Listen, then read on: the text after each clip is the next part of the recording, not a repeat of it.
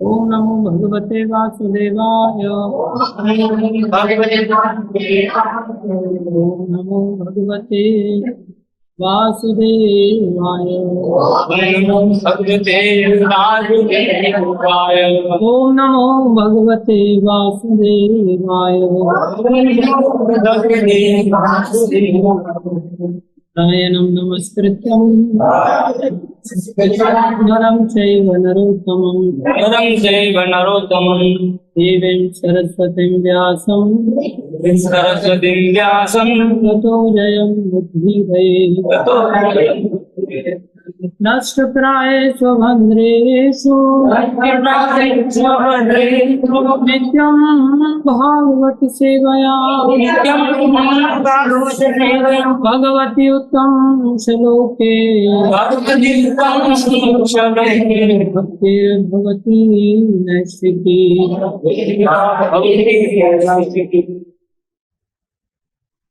भागवतम स्कंद 2 अध्याय 3 श्लोक संख्या 12। ज्ञानं यदा प्रतिनिवृत्त गुणे अर्मिचक्रम् यदा आत्मा प्रसाद उत आत्मगुणे संगः।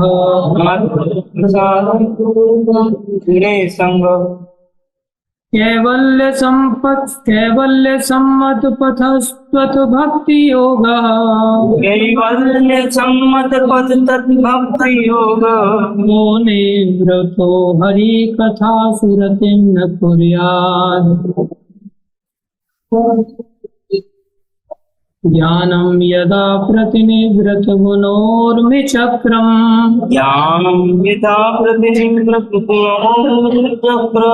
आत्मा प्रसाद उत यत्र गुणेष्वङ्गः। कैवल्य सम्मत पथस्त्वत् भक्ति योगः। वो निर्वृतो हरि कथा सुरतिं न कुर्यात्। ज्ञानं यदा प्रतिनिवृत गुणोर्मिचक्रम्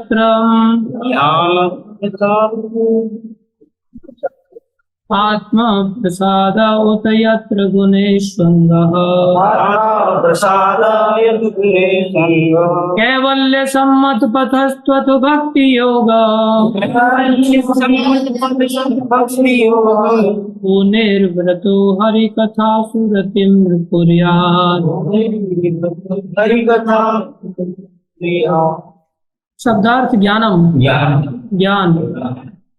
सब लोग जोर से बोलेंगे शब्दार्थ को। यत जो आ की सीमा तक प्रतिनिवृत पूर्णतया निवृत गुण उर्मी भौतिक गुणों की तरंगे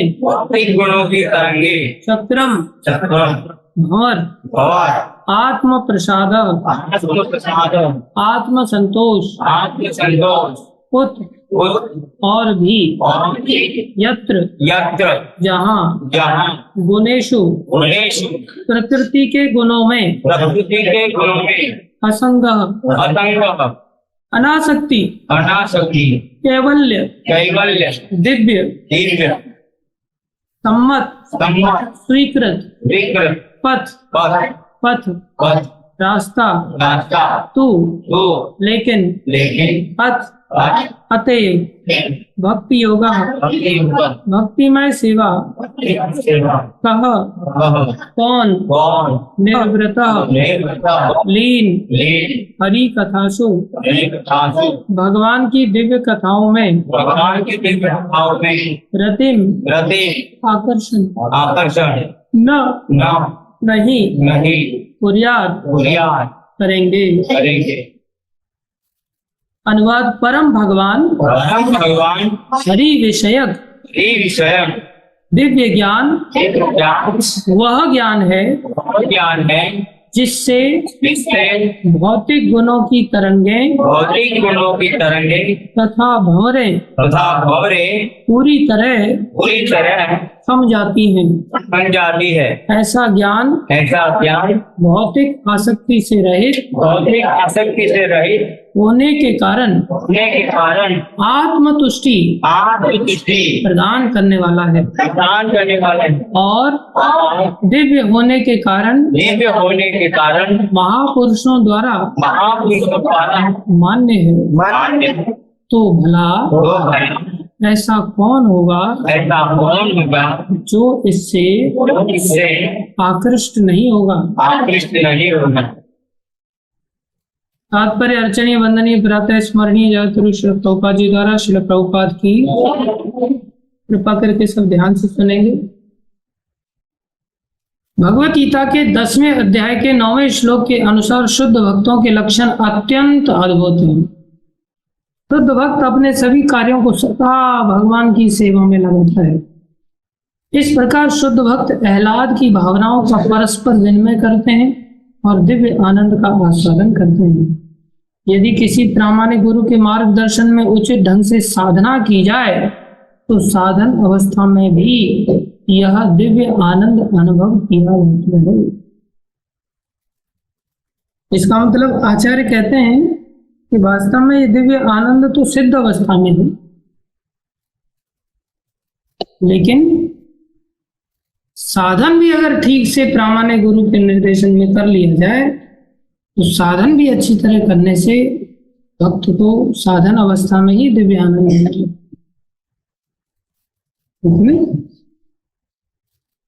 उचित ढंग से किया जाए मार्गदर्शन। परिपक्व अवस्था में इस विकसित दिव्य भाव की परिणति भगवान के साथ उस विशेष संबंध की अनुभूति में होती है जो जीवात्मा की मूल वैधानिक अवस्था होती है। यह अवस्था भगवान के साथ माधुर्य प्रेम तक हो सकती है जो सर्वोच्च दिव्य आनंद माना गया है।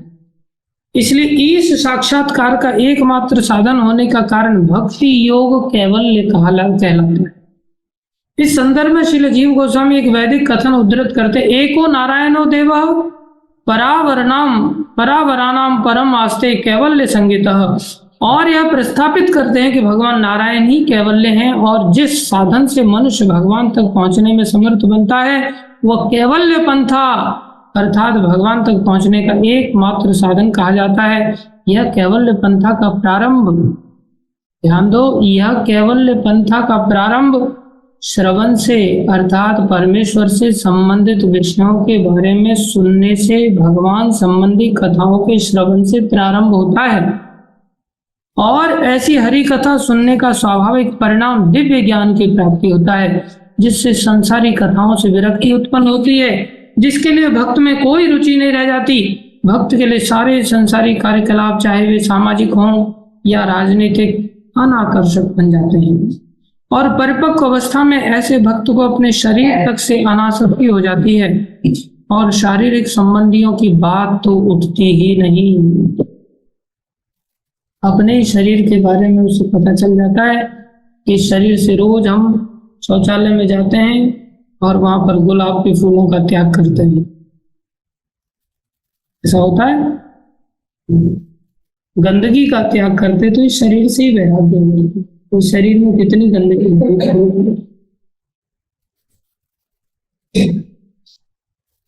ऐसी दशा में वो भौतिक गुणों की तरंगों से विचलित नहीं होता। अब ऐसा व्यक्ति फिर इस शरीर का श्रृंगार करेगा,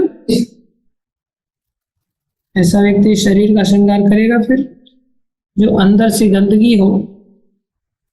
मान लो एक बक्सा जिसमें बच्चे ने गंदगी करके डायपर डाल दिया गया हो उसमें, और उस बॉक्स को ऊपर से फिर सजाया जाए, उस पर लिपस्टिक लगाई जाए, उस पर काजल लगाया जाए, उस पर क्रीम लगाई जाए, उस पर पाउडर लगाया जाए, अंदर क्या भरा है? जिसने 2-4 बार गंदगी कर दी, बच्चे ने डायपर पूरी तरह से भर दिया है और वो उस बॉक्स में अंदर रख दिया है। और उस बॉक्स का कोई क्रीम पाउडर लगा के तैयारियां करेगा?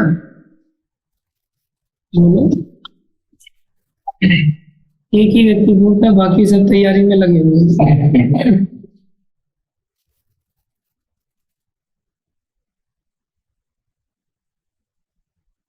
शरीर को सजाने के लिए कोई क्रीम पाउडर नहीं रखना चाहिए, बहुत खतरनाक है। बोले बदबू आएगी, आने दो, अच्छी तरह नहाओ, नहाने की चेष्टा करो अच्छी तरह, लेकिन क्रीम पाउडर की पुताई लिपाई मत करो।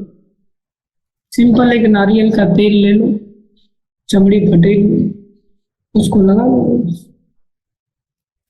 है कि नहीं? ऐसा सुविधा प्रभु जी लोगों के लिए, माताओं को अलाउड है क्रीम पाउडर। पीछे मुड़ के क्या देख रहे हो तुम लोग माताओं को?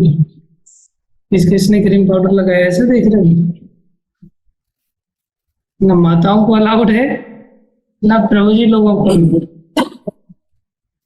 किसी भी व्यक्ति को ऐसा लिपाई पुताई नहीं करनी चाहिए। समझ रहे हैं कनुप्रिया माता जी? आप जितने भी क्रीम पाउडर है आपके पास सब फेंक दो। हाँ, फेंक दिया, अच्छी बात। पुष्पा माता को पूछ लीजिए।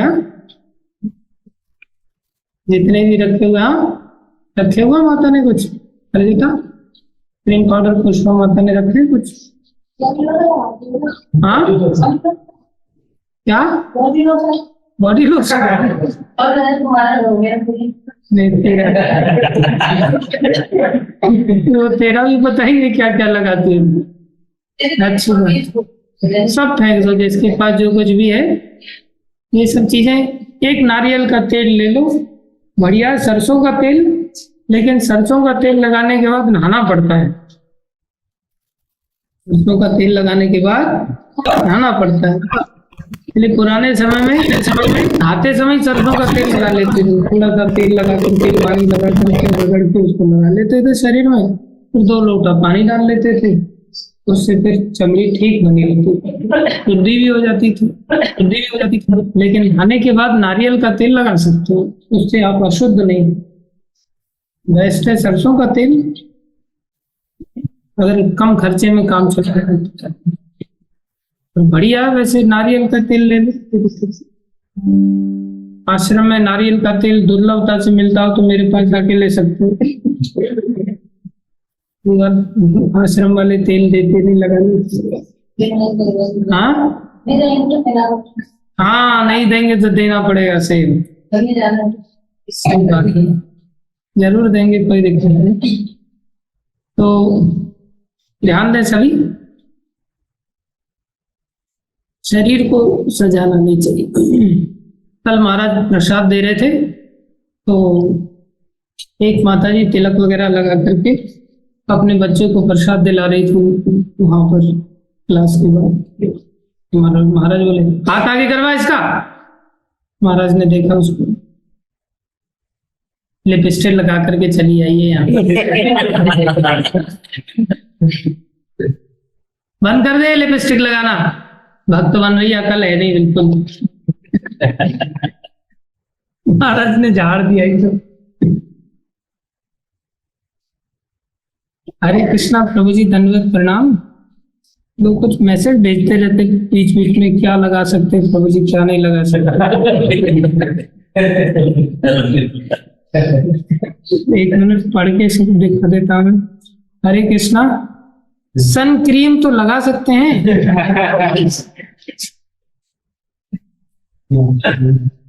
ना सन क्रीम लगा सकते हैं, ना मून क्रीम लगा सकते हैं, ना स्टार क्रीम लगा सकते हैं, ना ट्यूबलाइट क्रीम लगा सकते हैं, ना बल्ब क्रीम लगा सकते हैं, ना कोई नजर क्रीम लगा सकते हैं।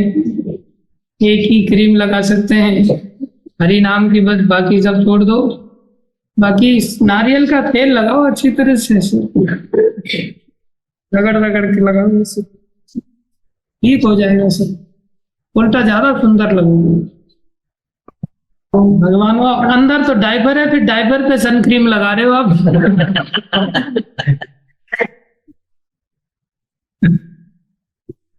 हाँ नारियल तेल लगा सकते हैं। ऐसे कहाँ है प्रभु जी नारियल तेल लगाने के लिए? मेरे से ले लेना भैया, सन क्रीम के लिए आ जाते पैसे। चलो ध्यान दो इधर सब लोग, किसी के पास भी क्रीम पाउडर देखो उसको उठा करके फेंक दे देगा, सहायता करो दूसरों को। ध्यान दो, ऐसी दशा में, अरे परिपक्व अवस्था में ऐसे भक्त को अपने शरीर तक से अनासक्ति हो जाती है और शारीरिक संबंधियों की तो बात तो उठती ही नहीं। उन बेचारे पतियों का क्या होगा जो क्रीम पीटो पाउडर ला ला के देते, क्या होगा? आपको नहीं बोल रहा हूं मैं,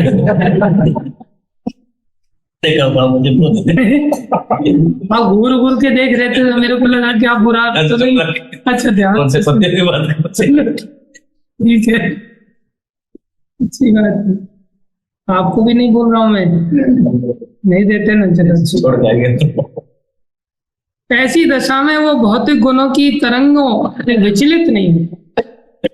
भौतिक प्रकृति के विभिन्न गुण होते हैं और जिन सारे संसारी कार्यों में सामान्य व्यक्ति अत्यधिक रुचि लेता है, सामान्य व्यक्ति तो इन्हीं में रुचि लेता है या भाग लेता है, वे भक्त के लिए अनाकर्षक बन जाते हैं। यहाँ पर इस अवस्था को प्रतिनिवृत्त गुणोर्मी कहा गया है। क्या कहा गया है? इस अवस्था को प्रतिनिवृत्त गुणोर्मी कहा गया है और यह आत्म प्रसाद अर्थात किसी प्रकार के भौतिक बंधन के बिना की आत्म तुष्टि द्वारा संभव है। प्रथम कोटि का भगवत भक्त महाभागवत भक्ति द्वारा इस अवस्था को प्राप्त होता है, किंतु अपनी महानता के बावजूद वह भगवान की तुष्टि के लिए भगवान की महिमा का उपदेशक बन जाता है और वह इसी भक्ति में सेवा में सभी वस्तुओं को अपने सांसारिक स्वार्थ तक को लगा देता है, जिससे नौसिखिए भक्तों को अपने सांसारिक स्वार्थों को दिव्य आनंद में परिणित करने का अवसर मिल सके। जैसे हमारे पुष्पा माता कह रहे थे, प्रभु जी वो मकान पड़ा हुआ है वो सड़ जाएगा, ऐसे ही खंडर बन जाएगा, चिंता है मुझे, उसको भगवान की सेवा में लगाना है। किसी को भाड़े पर उठा देते हैं, जो पैसा आएगा भगवान की सेवा में लगा देंगे ना।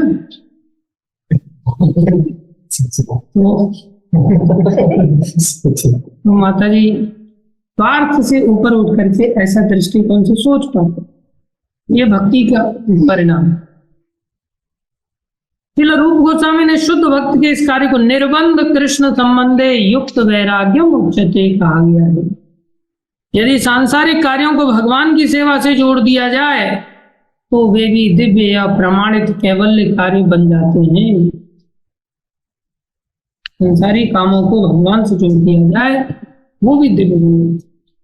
कोई डॉक्टर हैं, जैसे हमारे डॉक्टर राजा राम जी हैं, वो डॉक्टरी को अगर भगवान से जोड़ करके भगवान के भक्तों की सेवा करते हैं वो भी दिव्य बन। कोई स्कूल चलाता है, स्कूल के कार्यों को भी भगवान से अगर जोड़ देता है तो भी दिव्य बन जाता है। नहीं जोड़ता तो फिर वो दिव्य नहीं बनेगा। एक भक्त से गुरु महाराज इंटरव्यू में पूछ रहे थे कि भाई क्या करते हो तुम? बोले स्कूल चलाता हूँ। कितने स्कूल है? 2-4 स्कूल है।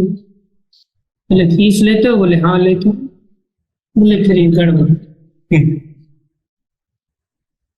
स्कूल कैसे चलेगा फिर बिना फीस के? लेकिन महाराज ऐसा चाहते हैं कि बिना फीस वाले भी स्कूल हो सकते हैं। ऐसे बिना फीस वाले स्कूल जिसमें कि दिव्य शिक्षा दी जाए। फीस लेकर के टीचर पढ़ाएगा तो दबाव में पढ़ाएगा, फिर तो सामने वाले बच्चों को जो अच्छा लगेगा वो पढ़ाएगा, वो है कि नहीं? बच्चा नहीं पढ़ेगा तो पिटाई नहीं लगा पाएगा, डांट नहीं पाएगा, उसका भला कैसे करेगा? फीस लेने वाला तो दबाव में काम करता है। बिना फीस लेने वाला जो भगवान के ऊपर निर्भर है वो दिव्य शिक्षा दे सकता है, निष्कपट शिक्षा दे सकता है। इसलिए पढ़ना भी ऐसी जगह चाहिए, ऐसे गुरुकुल में पहले हमारी ऐसी शिक्षा पद्धति थी और पढ़ाना भी इसी स्तर से थी।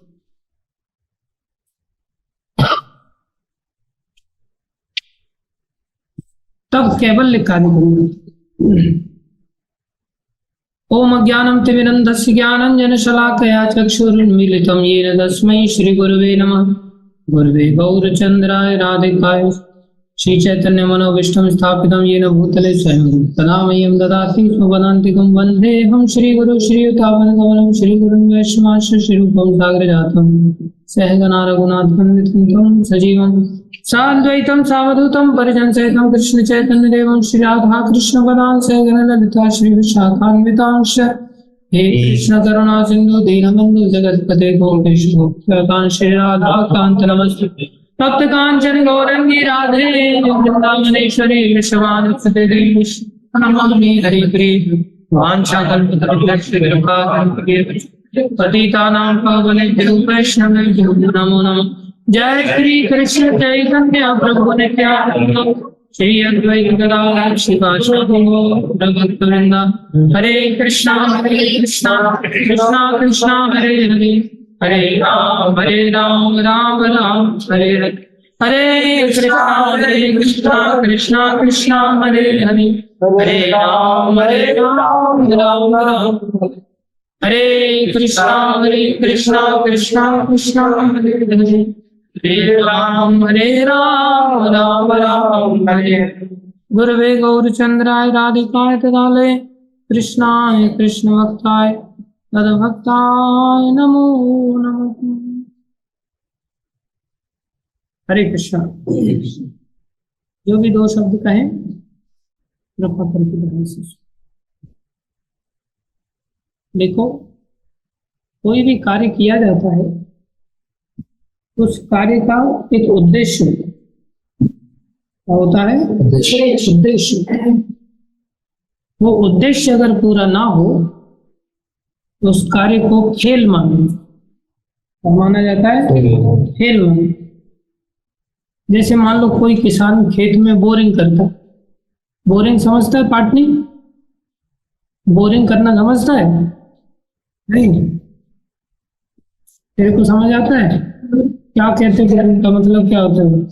बोरिंग क्यों करते हैं? पानी निकलता है। ताली बजाओ सब।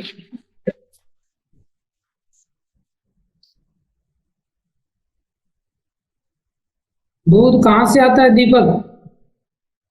गाय से कि अमूल से? अमूल से। कहाँ से आता है? अमूल से। अरे मूर्खों, गाय से आता है, अमूल के पास भी। अमूल के पास कहाँ से आता है? गाय से। आजकल लोगों को पता ही नहीं क्या चीज कहाँ से आती है।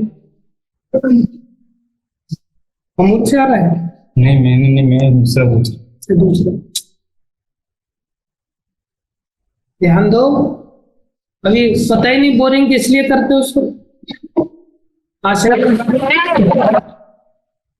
पानी कहाँ से आता है? जमीन से आता है कि नहीं? नीचे से। जमीन में से पानी कैसे आता है? बोरिंग करनी पड़ती है। जमीन में पाइप डालना होता है। हाँ, पाइप डाल करके तब पानी नीचे से आता है। हाँ, ताली बजाओ सब इसके लिए। मेरे को पता ही नहीं था, मैं सोचता था जमीन में तार डालते हैं, पाइप नहीं डालते। बहुत अच्छे बच्चे हो तुम। जमीन में पाइप डालते हैं, जो पाइप डालना होता है उसको बोरिंग करते। तो बोरिंग का उद्देश्य होता है, क्या उद्देश्य होता है कि उसमें से क्या निकलना चाहिए? पानी निकलना। पाइप पे पाइप डालते चले गए तो पानी निकला नहीं। तो बोरिंग क्या हो गई? सक्सेसफुल। बोरिंग क्या हो गई? फेल। कहते हैं उसको बोरिंग फेल। पैसा गया, डूब गया, सब बर्बाद हो गया। समझ आ रहा है तेरे को?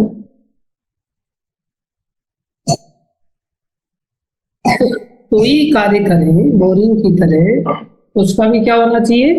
उद्देश्य होना चाहिए, ठीक है नहीं? ऐसे ही पढ़ाई का उद्देश्य क्या होता है?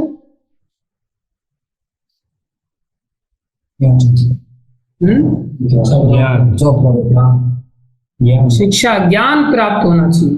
पढ़ाई का उद्देश्य क्या है? ज्ञान प्राप्त। अगर ज्ञान नहीं मिला तो पढ़ाई क्या हो गई? फेल।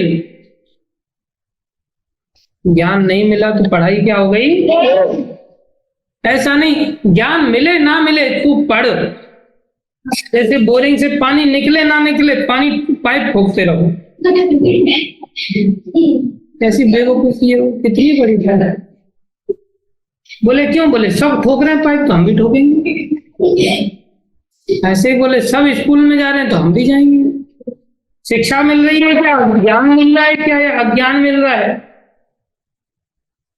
परिणाम पता चल रहा है अज्ञान में, ज्ञान तो मिल ही नहीं। अब जैसे पढ़ने का उद्देश्य ज्ञान है, ऐसे ही ज्ञान का उद्देश्य क्या है? हाँ? भगवान भौतिक जगत से जॉब बिजनेस और ऐसे आध्यात्मिक जगत से। आचार्य कहते हैं, संसार भी मानता है, उसको कहते हैं knowledge is power. Knowledge is power. ज्ञान एक ताकत है, एक शक्ति है। ज्ञान क्या है? एक ताकत है। और ताकत से व्यक्ति क्या करता है? ताकत जब आ जाएगी तो अपना गला दबा लेगा। हाथों में ताकत आ गई ना, क्या करता है ताकतवर आदमी? अपना गला दबा लेगा, मर जाएगा। ऐसा करता है कि ज्ञान प्राप्त करके ताकत आ जाती है किसी में तो अपना गला दबाता है, दूसरे का दबाता है। बिना मतलब के दबाता है या उससे पैसा लेने के लिए उसको टपका देता है? फोकट में दबा देना चाहिए या पैसा लूटने के लिए दबाना चाहिए? हाँ, पैसा लूटने के लिए दबाना चाहिए। तो गुंडे मवाली बन गए। अरे मूर्खों, पैसा लूटने के लिए भी नहीं दबाना चाहिए और फोकट में भी नहीं दबाना चाहिए। कोई हमें दुख पहुंचाए मारने के लिए, तब उसका गला दबा दो, है कि नहीं? कोई हमें मारने पीटने आए, हमें दुख पहुंचाने आए, तो क्या करना चाहिए? उसका गला दबा देना चाहिए। गाली गलौज करे, उसका गला दबा देना चाहिए। ताकत का ऐसा प्रयोग करना चाहिए ना, है कि नहीं? इसलिए जब भी गुरुजी आए हमें डांट फटकारने के लिए,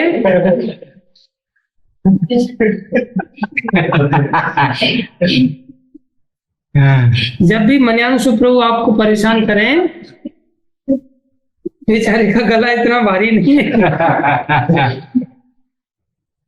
तो क्या गला दबा देना चाहिए? नहीं।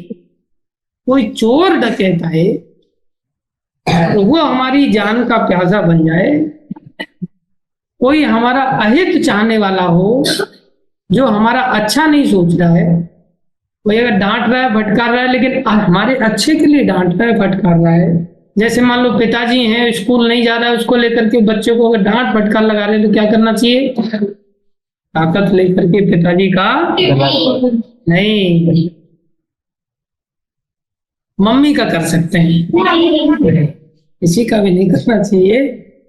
और कोई अगर चोर आ जाए उसका गला दबा देना चाहिए। उसका नहीं दबा पाओ गले तक, हाथ इतना ताकतवर ना हो तो नाक दबा दो उसके। नाक भी अगर नहीं दबा पाओ तो उंगलियां मार के उसकी आंख फोड़ दो। ताकत का सदुपयोग करना चाहिए। समझ रहा है आयुष? हाँ। तो इससे क्या होगा?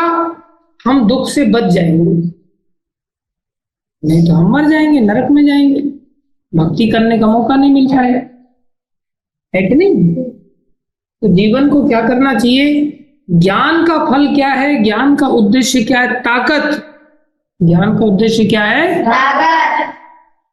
आदमी जब ज्ञानी बन जाता है तो ज्ञान से दूसरों को किस प्रकार से हम भला कर सकते हैं ये सीख जाते हैं, और दूसरे जो हमारा नुकसान पहुंचाना चाहते हैं उनसे कैसे बचा सकते हैं इसकी भी हमें बुद्धि प्राप्त होगी।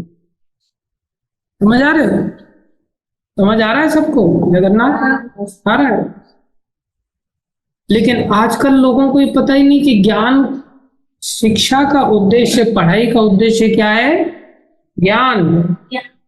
और ज्ञान का उद्देश्य क्या है? ताकत। ताकत का उद्देश्य क्या है? दुखों से निवृत्ति, दुख से बाहर आ जाना और सुख की प्राप्ति करना। आजकल पढ़ने लिखने के बाद लोग दारू पीना सीख जाते हैं, सिगरेट पीना सीख जाते हैं, गाली देना सीख जाते हैं, अवगुणी बन जाते हैं, नई नई हेयर स्टाइल रखना सीख जाते हैं, टपोरी बन करके पैंट शर्ट पहनना सीख जाते हैं, धोती कुर्ता छोड़कर। है कि नहीं? ये ज्ञान के लक्षण है क्या? ये पढ़ा लिखा व्यक्ति कहेंगे क्या इसको? बोलो, पढ़े लिखे व्यक्ति के लक्षण नहीं। लेकिन फिर भी जा बेटा तू पढ़ यहीं पर, गाली दे चलेगा, मर चलेगा, मार चलेगा, ये शिक्षण समझ आ रहा है? ये शिक्षण है। यहां पर प्रभुपाद जी क्या समझा रहे हैं? परम भगवान हरि विषयक दिव्य ज्ञान, ये हरि विषयक दिव्य ज्ञान वो ज्ञान है जिससे भौतिक गुणों की तरंगे तथा भंवरे, अब कोई भंवर में फंस जाता है। भंवर जानते हो किसको कहते हैं?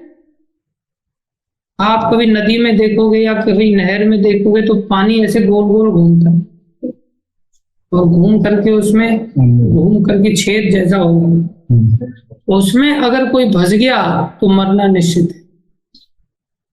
कई बार बड़े बड़े भंवर पड़ते हैं तो उसमें हाथी भी अंदर घुस जाता है और फिर मर जाता है। ऐसे हम संसार के भंवर में फंसे हुए हैं। कहाँ फंसे हुए हैं? संसार के भंवर में फंसे हुए। कोई मकान के भंवर में फंसा रहता है, दिमाग में रात दिन मकान ही घूमता रहता है, मकान का क्या होगा, मकान का क्या होगा, खुद का क्या होगा ये भूल जाता है। तो मकान के भंवर में फंस के मकान घुसा लेता है, उसको मर जाता है। कोई स्त्री के भंवर में फंस जाता है तो कोई पुरुष के भंवर में फंस जाता है। समझ रहे हो? ये बड़ा खतरनाक होता है, उसको पता ही नहीं चलता। वो ला करके स्त्री को क्रीम पाउडर देता है और पता नहीं उसको कोई बेचारी गला घुटने जा रहा है उसकी। समझ रहे? कोई आइसक्रीम खिलाता है तो कोई डेयरी सिल्क खिलाता है, कोई चॉकलेट खिलाता है, वो बहुत खतरनाक। ये क्या है? एक भंवर है। कोई नोटों के भंवर में फंस जाता है, मर जाता है। संसार के भंवर बहुत खतरनाक, कोई प्रतिष्ठा के भंवर में फंस जाता है। सब तरह तरह के भंवर हैं। लेकिन हरि विषयक दिव्य ज्ञान, जो भगवान की कथा के विषय की जो दिव्य ज्ञान है ना, ये कैसा है? ये सारे भंवर को रोक समझा। ऐसा ज्ञान भौतिक आसक्ति से रहित होने के कारण आत्मतुष्टि प्रदान करने वाला है, सुख देने वाला असली ज्ञान यही है। और दिव्य होने के कारण महापुरुषों द्वारा मान्य है। महापुरुष इसको स्वीकार करते हैं। तो भला ऐसा कौन होगा जो इससे आकर्षित नहीं हो? कोई बधाई हो जो इस ज्ञान को आकर्षित नहीं हो, इस ज्ञान के प्रति आकर्षित। लेकिन हमारी मोटी बुद्धि, इतनी बुद्धि से गए गुजरे हैं ना कि हमें चीजें समझ नहीं। कल हम एक व्यक्ति से 2 दिन पहले मिले तो वो अपने गुरुजी के बारे में बता रहे थे। उनको बहुत थोड़ा हो गया था, सालों से ठीक नहीं हो रहा था, पस निकलता रहता था उसमें से। क्या पंजाब की घटना थी। तो उसके गुरुजी के पास गए तो देखा तो उसका पैर सूजा हुआ। बोले ये क्या हो गया है? बोले गुरुदेव पता नहीं, बीमारी ठीक ही नहीं हो रही, इलाज कर करके थक गए, बहुत कष्ट हो रहा है। तो उन्होंने ऐसे घूर के देखा, जहाँ घाव हो रखा था ना, घूर के देखा। और फिर वहां से उन्होंने थोड़ा सा राख पकड़ा दिया, विभूति दे दिया, इसको लगा लो कल, और लगा दिया। 1 दिन में ठीक हो गया। सामने कभी 1 दिन में ठीक। ये भक्ति की शक्ति है। तो बाकी कोई पढ़ लिख करके क्या घाव ठीक हो जाते उसके? अरे भक्ति की शक्ति तो ऐसी है इस दिव्य ज्ञान की कि उसकी जन्म मृत्यु का चक्कर खत्म हो जाता है, मौत खत्म हो जाती है, मौत को जीत लेता है। संसारी पढ़ाई लिखाई से ये सब कष्ट मिटने वाले नहीं है। लेकिन बोले मैं तो भक्ति कराना चाहता हूं अपने बच्चों को, लेकिन इसका दादाजी मानते नहीं, इसकी दादी मानती नहीं है, इसके पिताजी मानते नहीं, इसकी माँ मानती नहीं, मैं तो पढ़ाना चाहता हूँ। कैसी मूर्खता है, माने ना माने। साधारणतः भक्त लोग ऐसे चमत्कार नहीं दिखाते कई बार, तो सोचते ये कर्म तो कष्ट मिट जाएंगे इसके, नहीं तो आगे चल करके आएगा, इससे अच्छा इसी भक्ति में लगाया जाए। कष्ट से आदमी बेहोश नहीं होता, होश में आता उल्टा, और सोचता है कि कष्ट मिलते रहेंगे तो याद रहेगा उसको कि भाई मेरे को भक्ति छू, नहीं तो सुख मिलते रहेंगे, कष्ट मिटा दिए उसके तो भोगों में चला जाएगा, तो भोगों में डूब जाएगा। इसलिए भगवान कृपा करके कष्ट देते हैं। ज्ञान ही वास्तव में कष्टों को मिटाता है। इसलिए कौन सा ज्ञान, संसारी ज्ञान नहीं, वो तो पाइप ठोकने जैसा है, उसमें से कुछ निकलना है नहीं। फेल है शिक्षा आज की, ये शिक्षा प्रणाली फेल है। एकमात्र शिक्षा है गीता भागवत की शिक्षा, इसको देनी चाहिए। अब ये बच्चे लोग हैं इतनी बढ़िया शिक्षा ले रहे हैं। आज मैंने इन सब लोगों की ड्रेस देखा, कितनी साफ सुथरी ड्रेस। आज के दिन ही पहना आपने या रोज ही साफ रहते हो? ताली बजाओ सब। मनियांशु प्रभु का हम धन्यवाद देते हैं कि ये बढ़िया इनको मार्गदर्शन दे रहे हैं, इनके लिए भी ताली बजाओ। तो आप अभी ऐसे लुंज पुंज जैसे नहीं दिखाई दे रहे, बढ़िया डांस किया आप लोगों ने। ये जरूरी महाप्रसाद की महिमा का प्रताप है, और प्रसाद आपको नरेश प्रभु खिला रहे हैं, बढ़िया बढ़िया है कि नहीं? नरेश प्रभु के लिए भी हम ताली, माताओं का भी, कल के अवतार प्रभु का भी, जिसमें जो आप लोग साफ सफाई मेंटेन करते हैं, आपका धन्यवाद देते।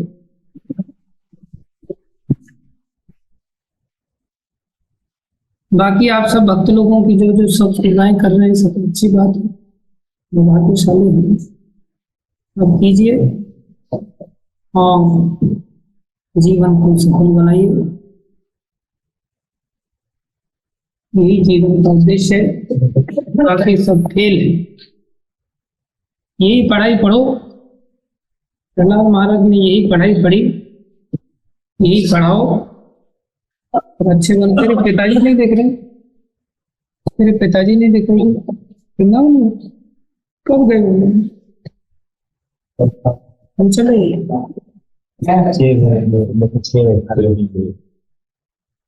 कौन लेके आए पेड़े?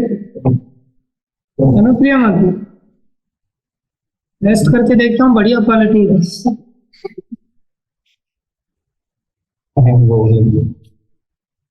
एक बूंद खाया है मैंने। बहुत सारे लोग वीडियो वाले मेरे को फिर बाद में नर्सिंग लोग परेशान करेंगे, इतना सा लिया है भैया, पहले ही बोल दे रहा हूँ। चलो आते जाओ, प्रसाद लेते जाओ। भागवत महापुराण की जय, श्रील प्रभुपाद की जय, श्री गुरु महाराज की जय, अनंत कोटि वैष्णव वृंद की जय, आप सब भक्तों की